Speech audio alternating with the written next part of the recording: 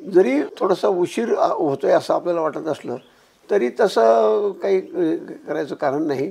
अजून पेरणी आपण ज्या ठिकाणी वापसा आता येतोय किंवा आता चांगली ओल आहे अशा ठिकाणी पेरण्यासाठी आणि नंतर मात्र पाण्याची सोय नाही, तर अशा ठिकाणी सर्वोत्तम वाहन आजही विजय आहे. तर त्याचा एक आम्ही अशा ट्रायल घेतल्या होत्या की महाराष्ट्र, आंध्र प्रदेश आणि कर्नाटक अशा तिन्ही ठिकाणचा अशा ठिकाणी ट्रायल घेतल्यानंतर त्यात असं दिसून आलं होतं की 2 वाहन सर्वोत्कृष्ट होते कोरडवाहूसाठी. त्यात एक होता विजय आणि म्हणजे आपण जो प्रसारित केला राहुरीवरून, आणि दुसरा होता ICC 4958 म्हणजे 4958. तर 4958 हा दुसरा बाहेरच्या देशातला वाहन आहे. तर लहान दाना ज्याचा असेल पण घाट्यांचा नंबर जास्त असेल, हरभऱ्याचं वजन 100 दाण्याचं वजन मात्र त्या मानाने कमी असा असलेला विजय. त्या प्रयोगामध्ये असं दिसून आलं की हा एक सर्वोत्कृष्ट वाहन आहे.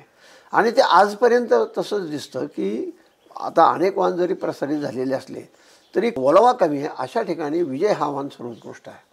मग त्याच्याबरोबरीनं दुसरा वाहन आपल्याकडे आहे दिग्विजय. जर पेरणीला उशीर होणार असेल किंवा थोडीशी पाण्याची सोय असेल तर मग दिग्विजय आणखीन चांगला आहे. विशाल हा एक आपला वाहन आहे. विशाल हा थोडासा मोठा याचा आहे, त्यामुळं ज्या ठिकाणी पाण्याची सोय आहे अशा ठिकाणी विशाल किंवा दिग्विजय हे वाहन जास्त चांगले चालतात. पण पूर्ण कोरडवाहूसाठी विजय हा वाहन चांगला आहे.